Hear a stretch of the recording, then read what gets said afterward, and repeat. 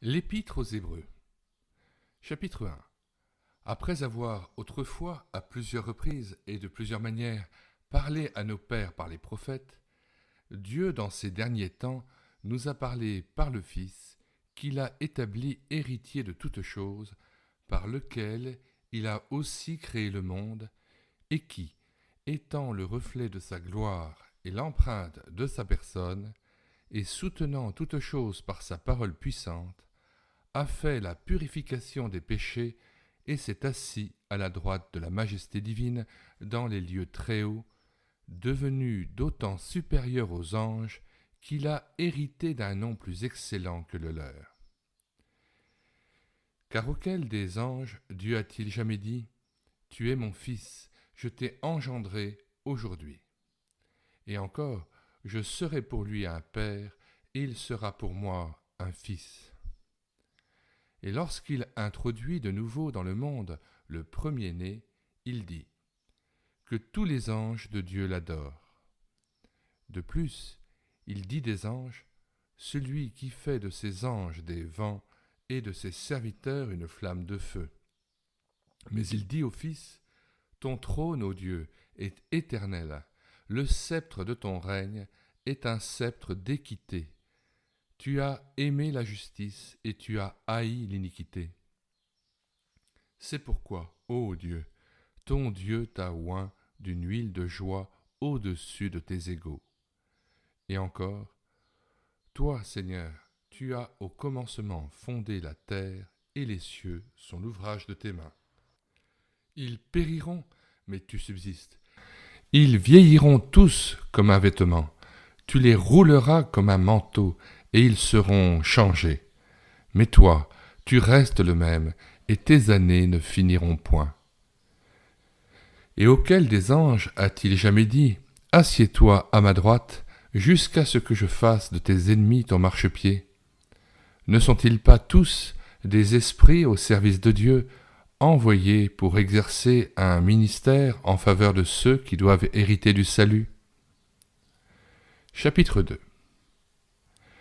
C'est pourquoi nous devons d'autant plus nous attacher aux choses que nous avons entendues, de peur que nous ne soyons emportés loin d'elles.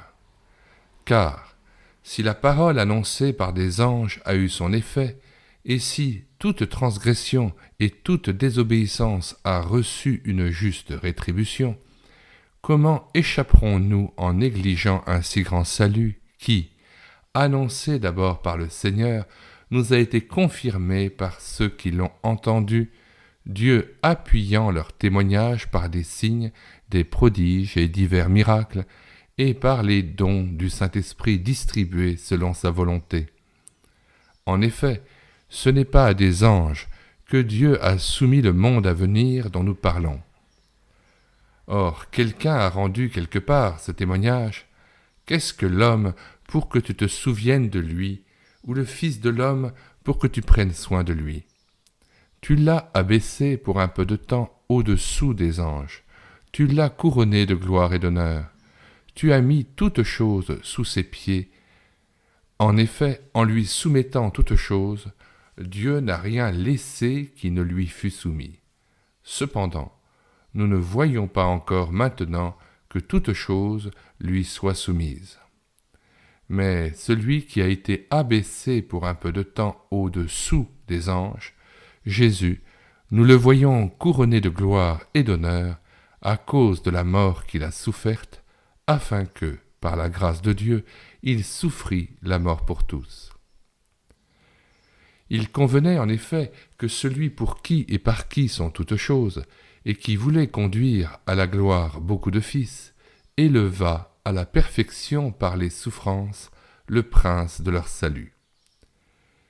Car celui qui sanctifie et ceux qui sont sanctifiés sont tous issus d'un seul. C'est pourquoi il n'a pas honte de les appeler frères. Lorsqu'il dit « J'annoncerai ton nom à mes frères, je te célébrerai au milieu de l'assemblée », et encore « Me voici, moi et les enfants que tu m'as donnés ».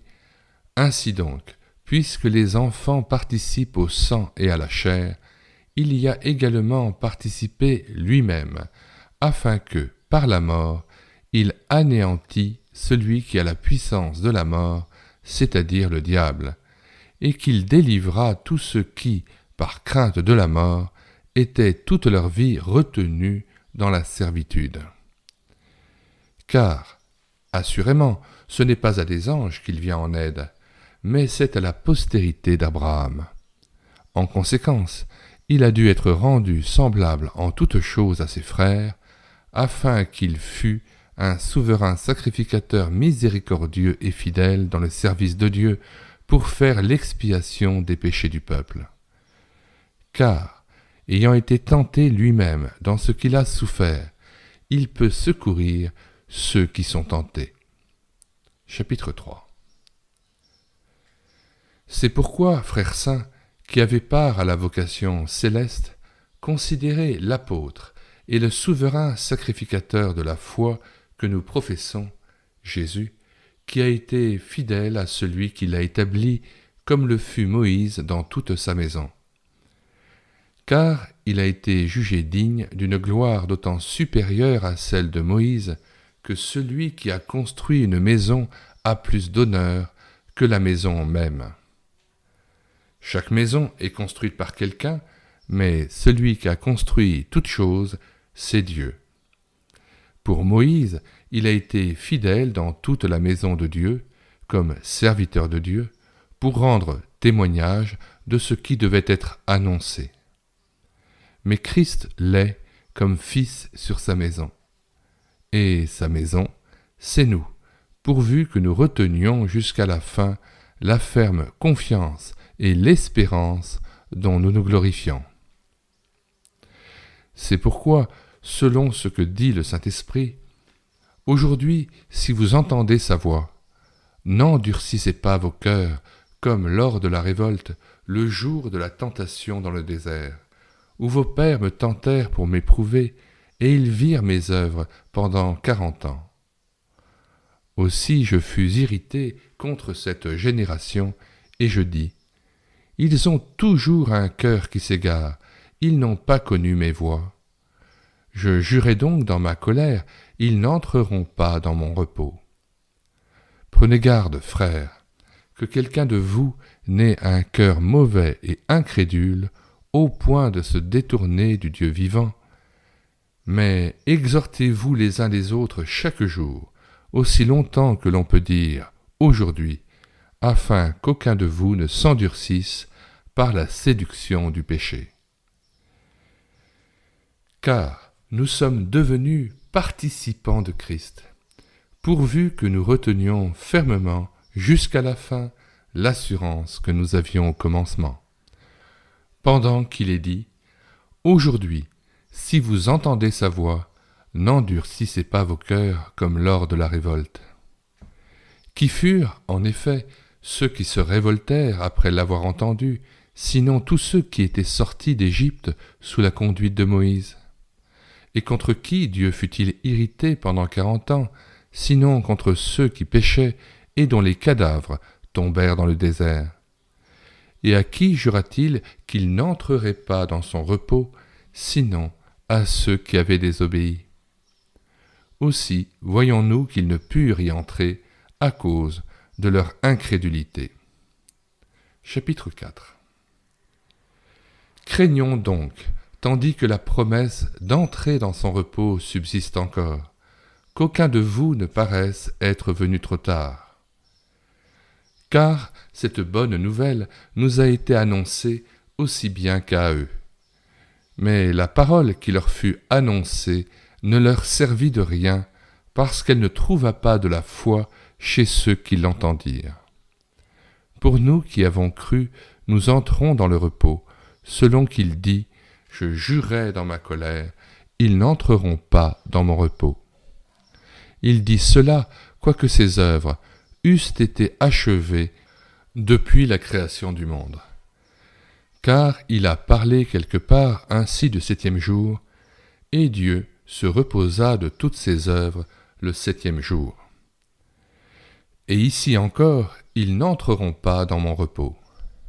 Or, puisqu'il est encore réservé à quelques-uns d'y entrer, et que ceux à qui d'abord la promesse a été faite n'y sont pas entrés à cause de leur désobéissance, Dieu fixe de nouveau un jour, aujourd'hui, en disant dans David si longtemps après, comme il est dit plus haut, « Aujourd'hui, si vous entendez sa voix, n'endurcissez pas vos cœurs. » Car si Josué leur eût donné le repos, il ne parlerait pas après cela d'un autre jour. Il y a donc un jour de sabbat réservé au peuple de Dieu. Car celui qui entre dans le repos de Dieu se repose de ses œuvres, comme Dieu s'est reposé des siennes. Efforçons-nous donc d'entrer dans ce repos, afin que personne ne tombe en donnant le même exemple de désobéissance. Car la parole de Dieu est vivante et efficace, plus tranchante qu'une épée quelconque à deux tranchants, pénétrante jusqu'à partager âme et esprit, jointure et moelle. Elle juge les sentiments et les pensées du cœur. Nulle créature n'est cachée devant lui, mais tout est nu et découvert aux yeux de celui à qui nous devons rendre compte. Ainsi, puisque nous avons un grand souverain sacrificateur qui a traversé les cieux, Jésus le Fils de Dieu, demeurons fermes dans la foi que nous professons. Car nous n'avons pas un souverain sacrificateur qui ne puisse compatir à nos faiblesses. Au contraire, il a été tenté comme nous en toutes choses, sans commettre de péché. Approchons-nous donc avec assurance du trône de la grâce, afin d'obtenir miséricorde et de trouver grâce pour être secourus dans nos faiblesses. Chapitre 5. En effet, tout souverain sacrificateur pris du milieu des hommes est établi pour les hommes dans le service de Dieu, afin de présenter des offrandes et des sacrifices pour le péché. Il peut être indulgent pour les ignorants et les égarés, puisque la faiblesse est aussi son partage. Et c'est à cause de cette faiblesse qu'il doit offrir des sacrifices pour ses propres péchés, comme pour ceux du peuple. Nul ne s'attribue cette dignité s'il n'est appelé de Dieu comme le fut Aaron. Et Christ ne s'est pas non plus attribué la gloire de devenir souverain sacrificateur, mais il la tient de celui qui lui a dit « Tu es mon fils, je t'ai engendré aujourd'hui ». Comme il dit ailleurs, « Tu es sacrificateur pour toujours, selon l'ordre de Melchisédek ». C'est lui qui, dans les jours de sa chair, ayant présenté avec de grands cris et avec larmes, des prières et des supplications à celui qui pouvait le sauver de la mort, et ayant été exaucé à cause de sa piété, a appris, bien qu'il fût fils, l'obéissance par les choses qu'il a souffertes, et qui, après avoir été élevé à la perfection, est devenu pour tous ceux qui lui obéissent l'auteur d'un salut éternel.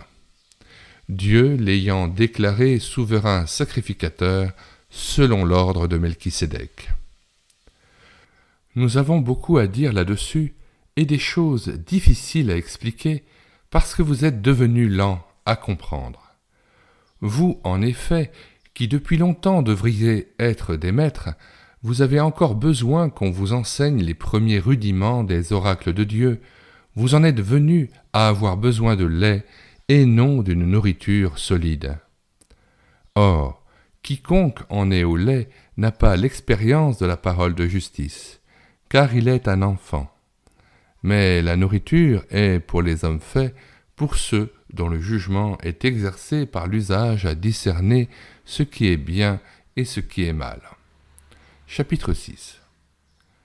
C'est pourquoi, laissant les éléments de la parole de Christ, tendons à ce qui est parfait, sans poser de nouveau le fondement du renoncement aux œuvres mortes, de la foi en Dieu, de la doctrine des baptêmes, de l'imposition des mains, de la résurrection des morts et du jugement éternel.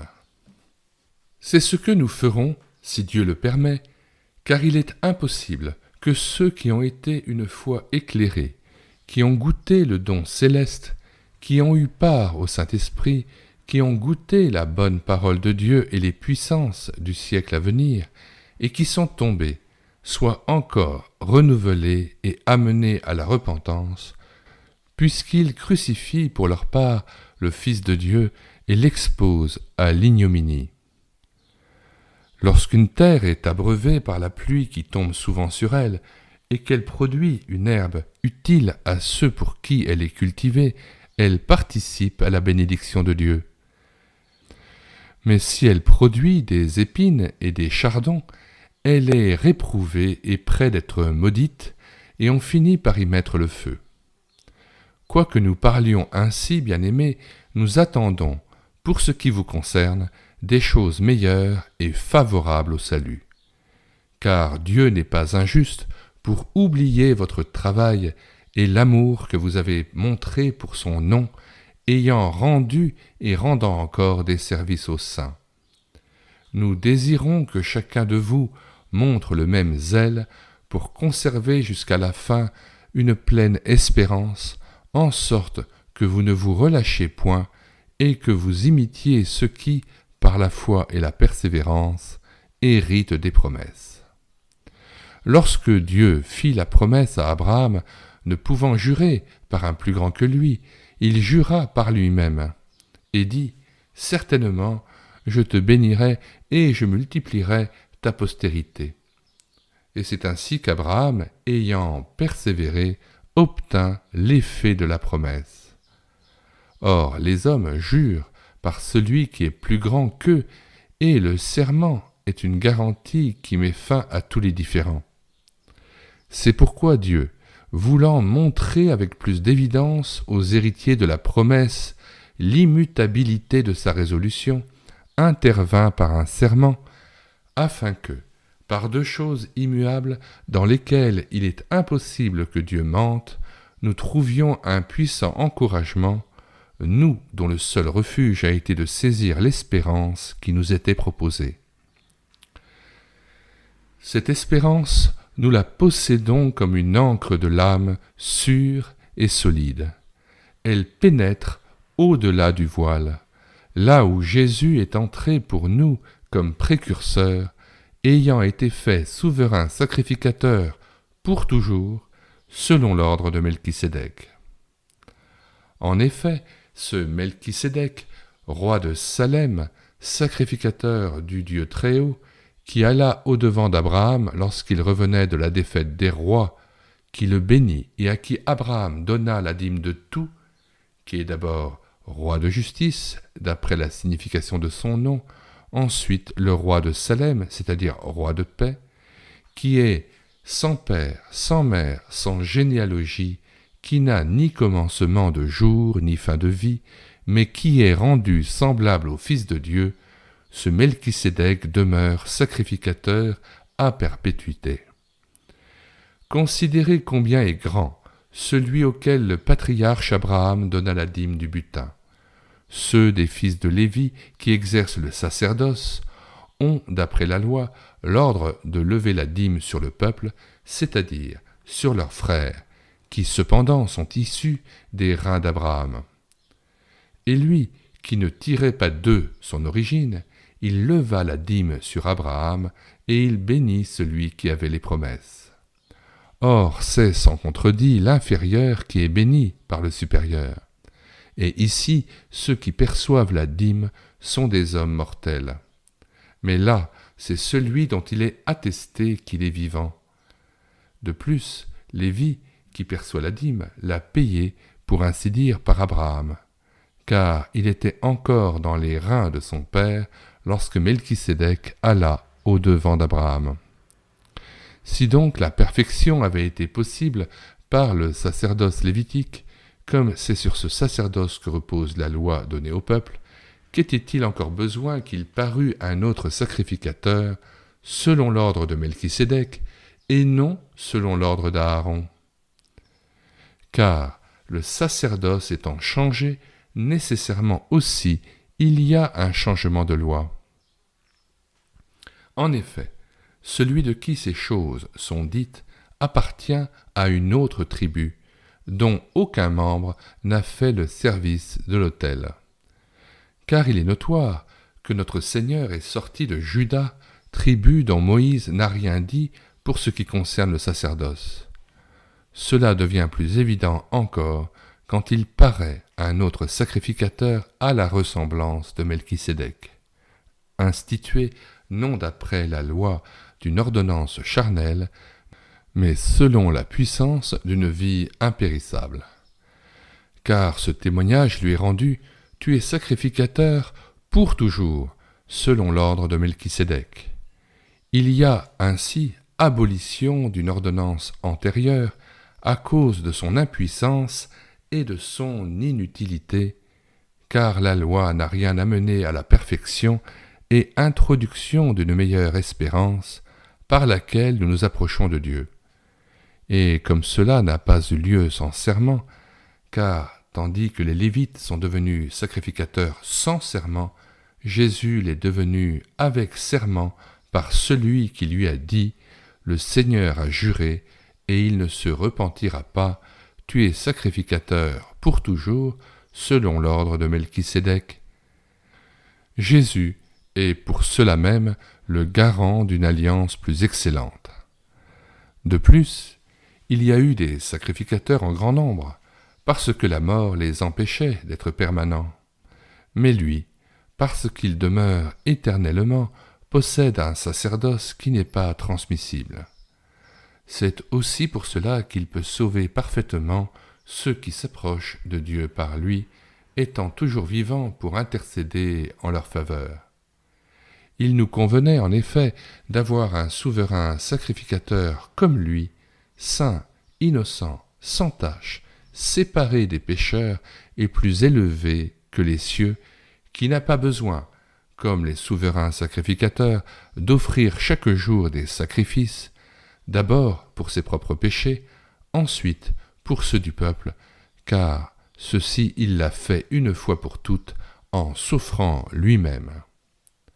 En effet, la loi établit souverain sacrificateur des hommes sujets à la faiblesse, mais la parole du serment, qui a été fait après la loi, établit le Fils qui est parfait pour l'éternité.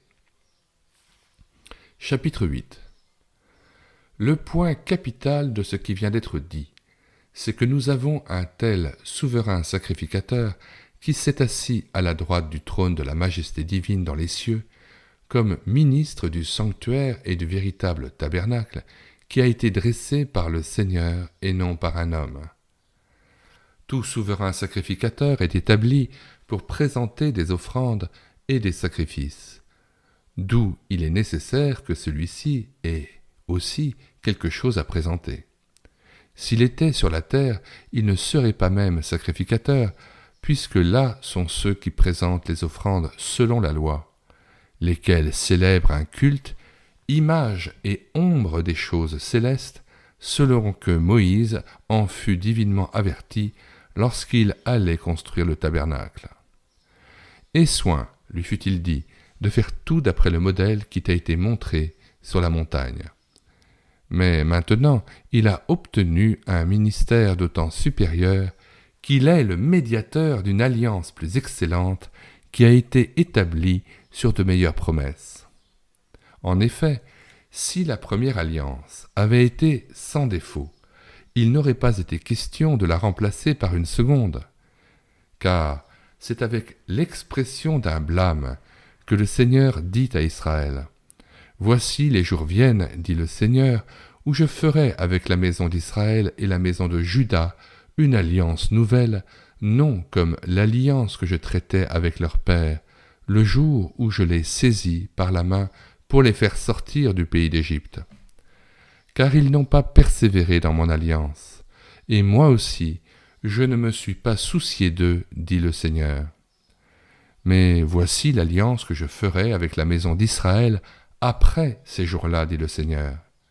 Je mettrai mes lois dans leur esprit, je les écrirai dans leur cœur, et je serai leur Dieu, et ils seront mon peuple.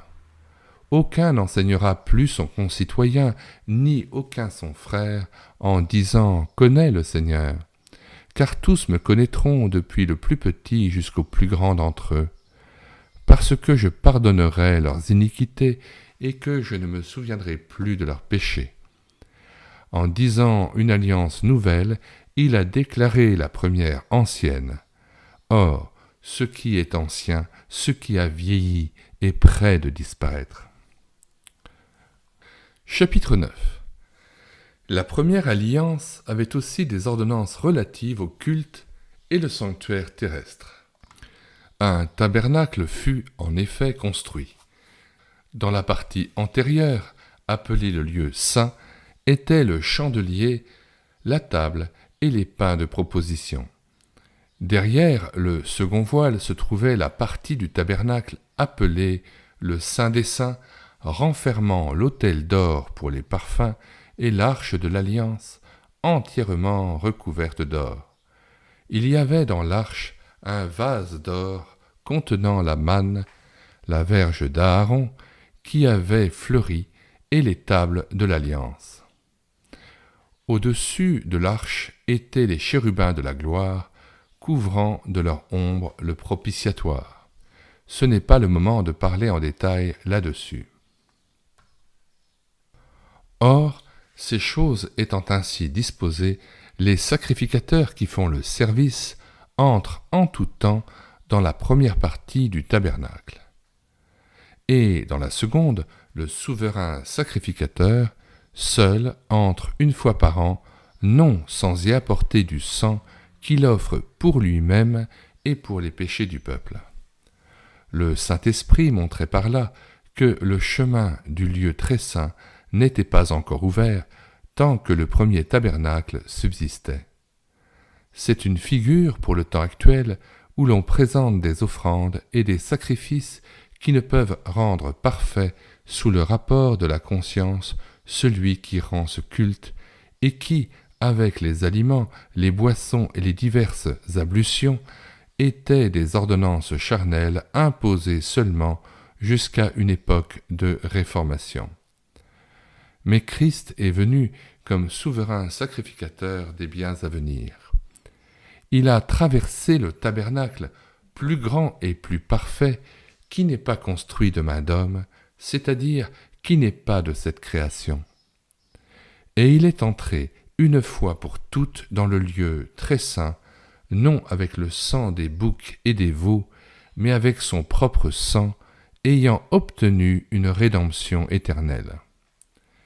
Car si le sang des taureaux et des boucs et la cendre d'une vache, répandue sur ceux qui sont souillés, sanctifie et procure la pureté de la chair, combien plus le sang de Christ qui, par un esprit éternel, s'est offert lui-même sans tache à Dieu, purifiera-t-il votre conscience des œuvres mortes, afin que vous serviez le Dieu vivant.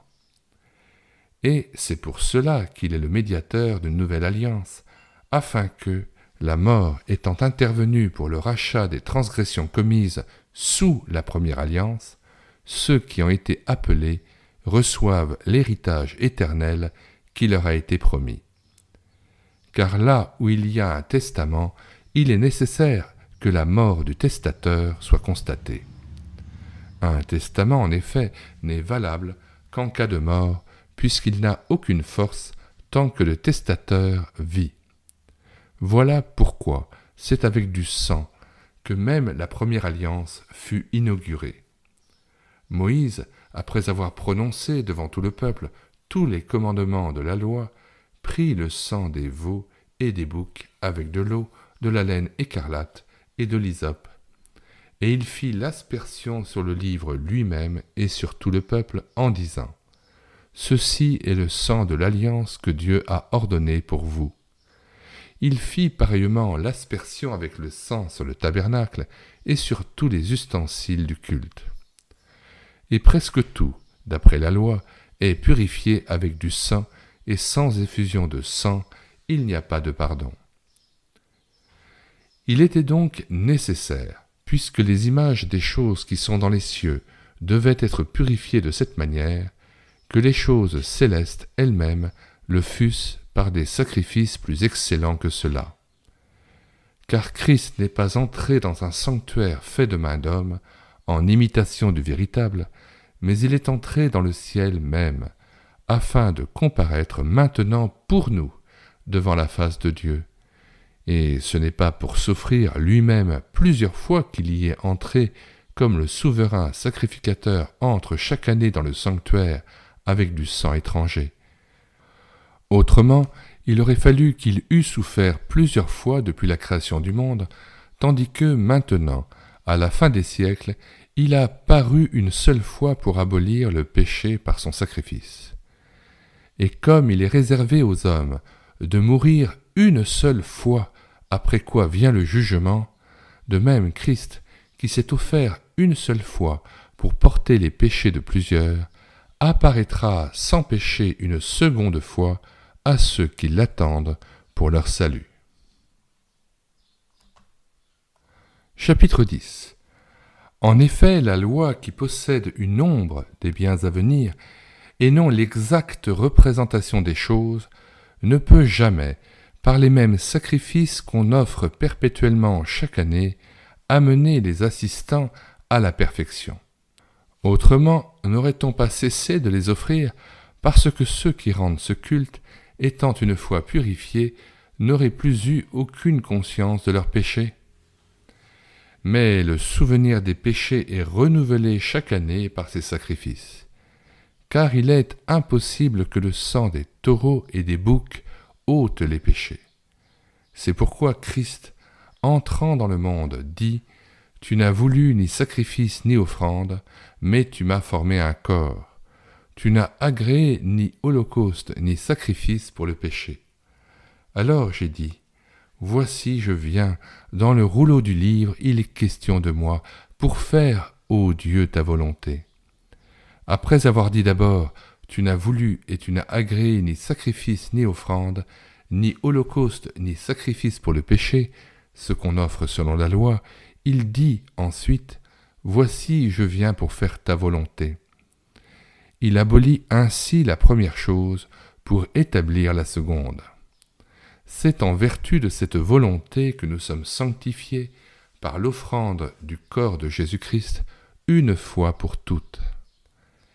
Et tandis que tout sacrificateur fait chaque jour le service et offre souvent les mêmes sacrifices qui ne peuvent jamais ôter les péchés, lui, après avoir offert un seul sacrifice pour les péchés, s'est assis pour toujours à la droite de Dieu, attendant désormais que ses ennemis soient devenus son marchepied. Car, par une seule offrande, il a amené à la perfection pour toujours ceux qui sont sanctifiés. C'est ce que le Saint-Esprit nous atteste aussi. Car, après avoir dit « Voici l'alliance que je ferai avec eux après ces jours-là, dit le Seigneur, je mettrai mes lois dans leur cœur, et je les écrirai dans leur esprit, il ajoute, et je ne me souviendrai plus de leurs péchés ni de leurs iniquités. » Or, là où il y a pardon des péchés, il n'y a plus d'offrande pour le péché. Ainsi donc, frères, puisque nous avons, au moyen du sang de Jésus, une libre entrée dans le sanctuaire, par la route nouvelle et vivante qu'il a inaugurée pour nous au travers du voile, c'est-à-dire de sa chair, et puisque nous avons un souverain sacrificateur établi sur la maison de Dieu, approchons-nous avec un cœur sincère, dans la plénitude de la foi, les cœurs purifiés d'une mauvaise conscience et le corps lavé d'une eau pure. Retenons fermement la profession de notre espérance, car celui qui a fait la promesse est fidèle. Veillons les uns sur les autres pour nous exciter à la charité et aux bonnes œuvres. N'abandonnons pas notre assemblée, comme c'est la coutume de quelques-uns, mais exhortons-nous réciproquement, et cela d'autant plus que vous voyez s'approcher le jour. Car si nous péchons volontairement après avoir reçu la connaissance de la vérité, il ne reste plus de sacrifice pour les péchés, mais une attente terrible du jugement et l'ardeur d'un feu qui dévorera les rebelles. Celui qui a violé la loi de Moïse meurt sans miséricorde sur la déposition de 2 ou 3 témoins. De quel pire châtiment pensez-vous que sera jugé digne celui qui aura foulé aux pieds le Fils de Dieu, qui aura tenu pour profane le sang de l'alliance par lequel il a été sanctifié et qui aura outragé l'Esprit de la grâce? Car nous connaissons celui qui a dit « À moi la vengeance, à moi la rétribution » et encore « Le Seigneur jugera son peuple ». C'est une chose terrible que de tomber entre les mains du Dieu vivant. Souvenez-vous de ces premiers jours où, après avoir été éclairés, vous avez soutenu un grand combat au milieu des souffrances, d'une part exposés comme en spectacle aux opprobres et aux tribulations, et de l'autre vous associant à ceux dont la position était la même. En effet, vous avez eu de la compassion pour les prisonniers, et vous avez accepté, avec joie, l'enlèvement de vos biens, sachant que vous avez des biens meilleurs et qui durent toujours. N'abandonnez donc pas votre assurance, à laquelle est attachée une grande rémunération.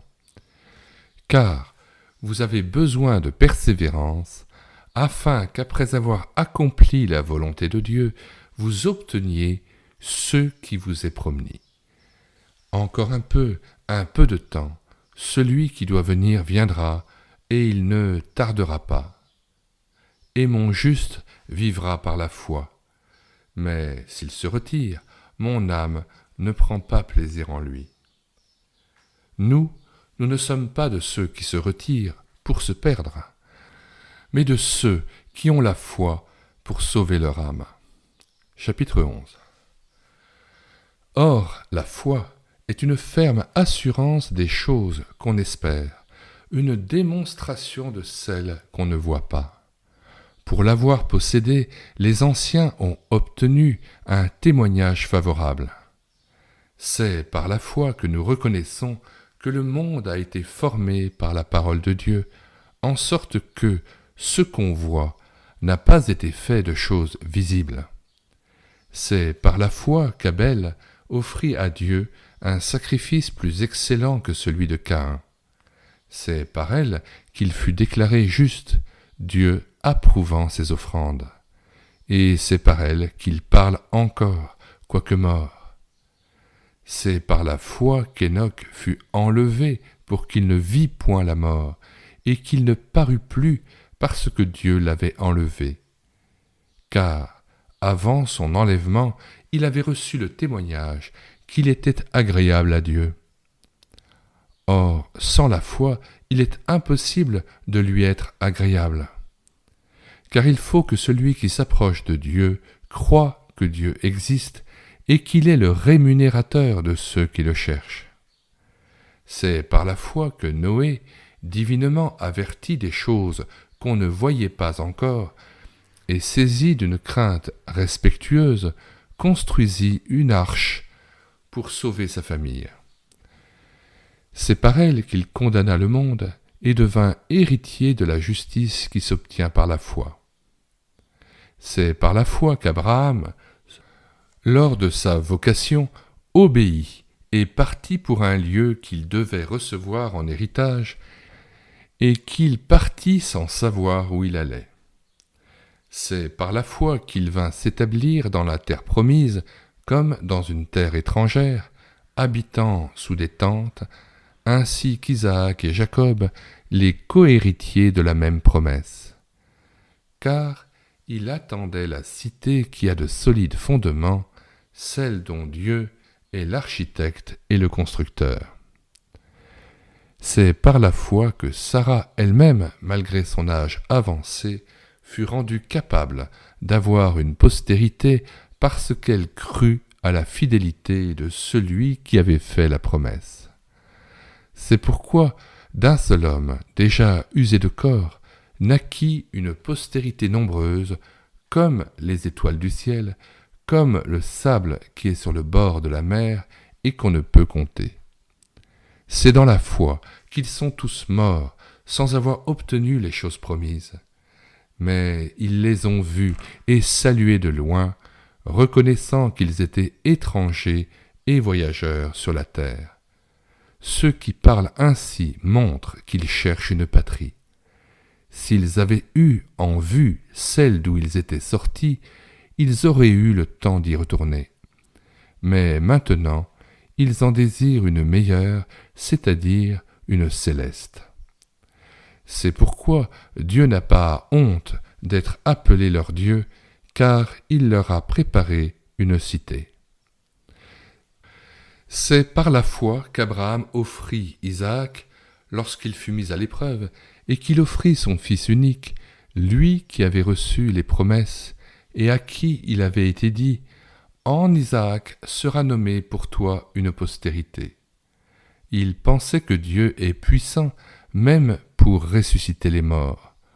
Aussi le recouvra-t-il par une sorte de résurrection. C'est par la foi qu'Isaac bénit Jacob et Ésaü en vue des choses à venir. C'est par la foi que Jacob, mourant, bénit chacun des fils de Joseph et qu'il adora, appuyé sur l'extrémité de son bâton. C'est par la foi que Joseph, mourant, fit mention de la sortie des fils d'Israël et qu'il donna des ordres au sujet de ses os. C'est par la foi que Moïse, à sa naissance, fut caché pendant 3 mois par ses parents, parce qu'ils virent que l'enfant était beau, et qu'ils ne craignirent pas l'ordre du roi. C'est par la foi que Moïse, devenu grand, refusa d'être appelé fils de la fille de Pharaon, aimant mieux être maltraité avec le peuple de Dieu que d'avoir pour un temps la jouissance du péché, regardant l'opprobre de Christ comme une richesse plus grande que les trésors de l'Égypte, car il avait les yeux fixés sur la rémunération. C'est par la foi qu'il quitta l'Égypte sans être effrayé de la colère du roi, car il se montra ferme comme voyant celui qui est invisible. C'est par la foi qu'il fit la Pâque et l'aspersion du sang, afin que l'exterminateur ne touchât pas au premier-né des Israélites. C'est par la foi qu'ils traversèrent la mer Rouge comme un lieu sec, tandis que les Égyptiens qui en firent la tentative furent engloutis. C'est par la foi que les murailles de Jéricho tombèrent après qu'on en eut fait le tour pendant 7 jours. C'est par la foi que Rahab, la prostituée, ne périt pas avec les rebelles, parce qu'elle avait reçu les espions avec bienveillance. Et que dirais-je encore? Car le temps me manquerait pour parler de Gédéon, de Barak, de Samson, de Jephthé, de David, de Samuel et des prophètes qui, par la foi, vainquirent des royaumes, exercèrent la justice, obtinrent les promesses, fermèrent la gueule des lions, éteignirent la puissance du feu, échappèrent aux tranchants de l'épée, guérirent de leurs maladies, furent vaillants à la guerre, mirent en fuite des armées étrangères. Des femmes recouvrèrent leurs morts par la résurrection, d'autres furent livrées aux tourments et n'acceptèrent point de délivrance afin d'obtenir une meilleure résurrection. D'autres subirent les moqueries et le fouet, les chaînes et la prison. Ils furent lapidés, sciés, torturés, ils moururent tués par l'épée. Ils allèrent çà et là, vêtus de peaux de brebis et de peaux de chèvre, dénués de tout, persécutés, maltraités, eux dont le monde n'était pas digne, errant dans les déserts et les montagnes, dans les cavernes et les antres de la terre. Tout cela, à la foi desquels il a été rendu témoignage, n'ont pas obtenu ce qui leur était promis, Dieu ayant en vue quelque chose de meilleur pour nous, afin qu'ils ne parvinssent pas sans nous à la perfection. Nous donc aussi, puisque nous sommes environnés d'une si grande nuée de témoins, rejetons tout fardeau et le péché qui nous enveloppe si facilement, et courons avec persévérance dans la carrière qui nous est ouverte, ayant les regards sur Jésus, le chef et le consommateur de la foi, qui, en vue de la joie qui lui était réservée, a souffert la croix, méprisé l'ignominie et s'est assis à la droite du trône de Dieu. Considérez en effet celui qui a supporté contre sa personne une telle opposition de la part des pécheurs, afin que vous ne vous lassiez point l'âme découragée. Vous n'avez pas encore résisté jusqu'au sang en luttant contre le péché, et vous avez oublié l'exhortation qui vous est adressée comme à des fils. Mon fils, ne méprise pas le châtiment du Seigneur et ne perds pas courage lorsqu'il te reprend. Car le Seigneur châtie celui qu'il aime, et il frappe de la verge tous ceux qu'il reconnaît comme ses fils. Supportez le châtiment, c'est comme des fils que Dieu vous traite. Car quel est le fils qu'un père ne châtie pas? Mais si vous êtes exempts du châtiment auquel tous ont part, vous êtes donc des enfants illégitimes et non des fils. D'ailleurs, puisque nos pères, selon la chair, nous ont châtiés, et que nous les avons respectés, ne devons-nous pas, à bien plus forte raison, nous soumettre au Père des esprits pour avoir la vie? Nos pères nous châtiaient pour peu de jours, comme ils le trouvaient bon. Mais Dieu nous châtie pour notre bien, afin que nous participions à sa sainteté. Il est vrai que tout châtiment semble d'abord un sujet de tristesse et non de joie. Mais il produit plus tard, pour ceux qui ont été ainsi exercés, un fruit paisible de justice. Fortifiez donc vos mains languissantes et vos genoux affaiblis, et suivez avec vos pieds des voies droites, afin que ce qui est boiteux ne dévie pas, mais plutôt se raffermisse. Recherchez la paix avec tous et la sanctification, sans laquelle personne ne verra le Seigneur. Veillez à ce que nul ne se prive de la grâce de Dieu, à ce qu'aucune racine d'amertume, poussant des rejetons, ne produise du trouble, et que plusieurs n'en soient infectés. À ce qu'il n'y ait ni impudique, ni profane comme Ésaü, qui pour un mets vendit son droit d'aînesse. Vous savez que, plus tard, voulant obtenir la bénédiction, il fut rejeté, quoiqu'il la sollicitât avec larmes, car son repentir ne put avoir aucun effet.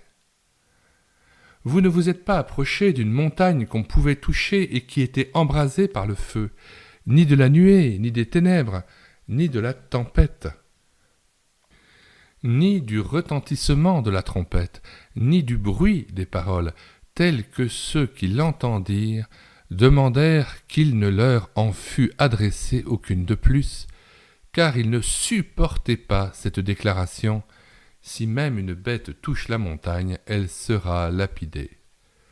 Et ce spectacle était si terrible que Moïse dit: je suis épouvanté et tout tremblant.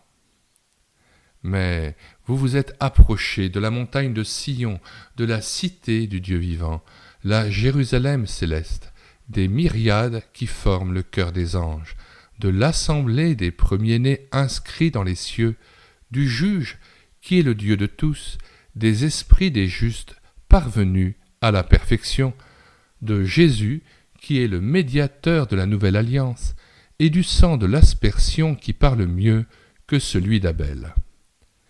Gardez-vous de refuser d'entendre celui qui parle, car si ceux-là n'ont pas échappé, qui refusèrent d'entendre celui qui publiait des oracles sur la terre, combien moins échapperons-nous si nous nous détournons de celui qui parle du haut des cieux, lui dont la voix alors ébranla la terre et qui maintenant a fait cette promesse: une fois encore j'ébranlerai non seulement la terre, mais aussi le ciel.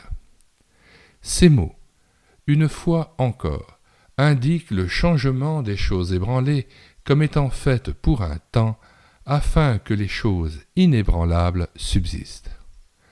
C'est pourquoi, recevant un royaume inébranlable, montrons notre reconnaissance en rendant à Dieu un culte qui lui soit agréable, avec piété et avec crainte, car notre Dieu est aussi un feu dévorant. Chapitre 13. Persévérez dans l'amour fraternel. N'oubliez pas l'hospitalité, car en l'exerçant, quelques-uns ont logé des anges sans le savoir. Souvenez-vous des prisonniers comme si vous étiez aussi prisonniers, de ceux qui sont maltraités comme étant aussi vous-même dans un corps. Que le mariage soit honoré de tous et le lit conjugal exempt de souillure, car Dieu jugera les impudiques et les adultères. Ne vous livrez pas à l'amour de l'argent, contentez-vous de ce que vous avez, car Dieu lui-même a dit « Je ne te délaisserai point, je ne t'abandonnerai point ». C'est donc avec assurance que nous pouvons dire « Le Seigneur est mon aide, je ne craindrai rien ». Que peut me faire un homme ? Souvenez-vous de vos conducteurs qui vous ont annoncé la parole de Dieu. Considérez quelle a été la fin de leur vie et imitez leur foi. Jésus-Christ est le même, hier, aujourd'hui et éternellement. Ne vous laissez pas entraîner par des doctrines diverses et étrangères, car il est bon que le cœur soit affermi par la grâce, et non par des aliments qui n'ont servi de rien à ceux qui s'y sont attachés. Nous avons un autel dont ceux qui font le service au tabernacle n'ont pas le pouvoir de manger. Les corps des animaux, dont le sang est porté dans le sanctuaire par le souverain sacrificateur pour le péché, sont brûlés hors du camp. C'est pour cela que Jésus aussi, afin de sanctifier le peuple par son propre sang, a souffert hors de la porte. Sortons, donc, pour aller à lui, hors du camp, en portant son opprobre. Car nous n'avons point ici-bas de cité permanente, mais nous cherchons celle qui est à venir. Par lui, offrons sans cesse à Dieu un sacrifice de louange, c'est-à-dire le fruit de lèvres qui confesse son nom. Et n'oubliez pas la bienfaisance et la libéralité, car c'est à de tels sacrifices que Dieu prend plaisir. Obéissez à vos conducteurs et ayez pour eux de la déférence, car ils veillent sur vos âmes comme devant en rendre compte. Qu'il en soit ainsi, afin qu'ils le fassent avec joie et non en gémissant, ce qui ne vous serait d'aucun avantage. Priez pour nous, car nous croyons avoir une bonne conscience, voulant, en toutes choses, nous bien conduire. C'est avec instance que je vous demande de le faire, afin que je vous sois rendu plus tôt. Que le Dieu de paix, qui a ramené d'entre les morts le grand pasteur des brebis, par le sang d'une alliance éternelle, notre Seigneur Jésus, vous rende capable de toute bonne œuvre, pour l'accomplissement de sa volonté, et fasse en vous ce qui lui est agréable, par Jésus-Christ, auquel soit la gloire au siècle des siècles. Amen. Je vous prie, frères, de supporter ces paroles d'exhortation, car je vous ai écrit brièvement. Sachez que notre frère Timothée a été relâché. S'il vient bientôt, j'irai vous voir avec lui. Saluez tous vos conducteurs et tous les saints. Ceux d'Italie vous saluent. Que la grâce soit avec vous tous. Amen.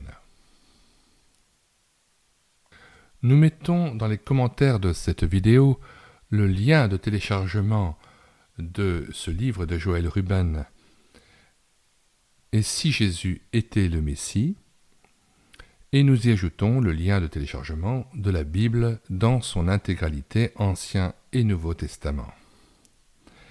Le téléchargement gratuit se fera à partir du site internet médiathèquechrétienne.fr, site que j'ai créé en lien avec cette chaîne YouTube et l'écouter sa parole, afin d'assurer la réédition numérique des ouvrages chrétiens épuisés et non réédités. Nous vous invitons donc à vous rendre sur le site internet médiathèquechrétienne.fr afin de regarder les centaines d'ouvrages, les dizaines d'auteurs dont nous avons pu sauver les œuvres de l'oubli parce qu'elles étaient épuisées et non rééditées. Si vous voulez savoir les nouveaux livres que nous numérisons tous les jours et que nous présentons sur cette chaîne YouTube, que nous téléversons sur médiathèquechrétienne.fr, si vous voulez connaître les nouveaux cantiques que nous mettons en parole en vue d'une louange individuelle ou en église, si vous voulez connaître les nouveaux audiobooks que nous prenons en charge, abonnez-vous à cette chaîne YouTube et l'écoutez, sa parole. Que le Seigneur se révèle à nous toujours plus profondément par son Fils Jésus-Christ, par sa parole. Nous vous disons au revoir et à bientôt.